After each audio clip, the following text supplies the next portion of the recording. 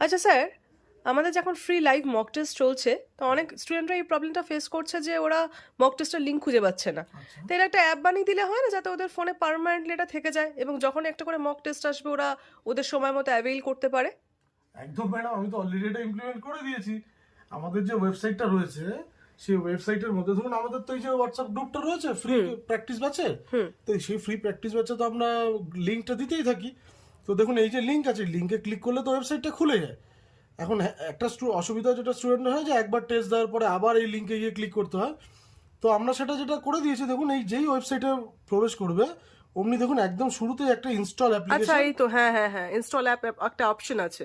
একদমই একদমই। তো এই ইনস্টল অ্যাপ্লিকেশনে যদি ক্লিক করে তাদের কাছে একটা এরকম একটা নোটিফিকেশন আসবে যে এটা ইনস্টল করতে চাই কিনা। ইনস্টল করে দিলে কিন্তু এটা অ্যাজ এ ওয়েব অ্যাপ্লিকেশন কিন্তু এটা ইনস্টল হয়ে যাবে।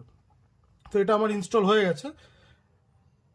এটা দেখুন এই যে অ্যাপ ইনস্টল হয়ে গেছে, এটা ওপেনের অপশন আসছে আমার কাছে। তো আমি এটা এই যে ওপেন করে দিলে দেখুন এটা কিন্তু অ্যাপ্লিকেশনের মতো এটা ওপেন ও হয়ে যাবে। Great, great. এবার কিন্তু এটা দেখুন আমি ফোনের হোম স্ক্রিনে গিয়ে দেখাচ্ছি যে এটা কিন্তু দেখুন এই যে এসএসসি ইনসাইট বলে কিন্তু অ্যাপটা এসে গেছে। এবার কিন্তু এই এসএসসি ইনসাইটে যদি আমি ক্লিক করি ব্যাস অ্যাপ্লিকেশন খুলবে। আর আপনার কোনো ব্রাউজার বা এসব কিচ্ছু দেখাবে না। এখানে নিচে নামলে টেস্টগুলো সবই রয়েছে, এখানে একটা একটা করে টেস্ট এখানে দিতে পারবে। তো এটা অলরেডি করা রয়েছে, আপনি এটা স্টুডেন্টদেরকে বলে দিন। ওকে, গ্রেট। দেন আমাদের 4 নম্বর টেস্ট অলরেডি চলে এসছে, তাহলে তোমরা এভাবেই কিন্তু অ্যাপটা অবশ্যই ইনস্টল করে নিও তোমাদের ফোনে। এরপরে কিন্তু টেস্ট আসতেই থাকবে। আমরা অলরেডি 30টা টেস্ট এনলিস্ট করে দিয়েছি, জাস্ট এটা ডে বাই ডে কিন্তু ওটা আনলক হতেই থাকবে। Okay, great. Thank you sir. Thank you.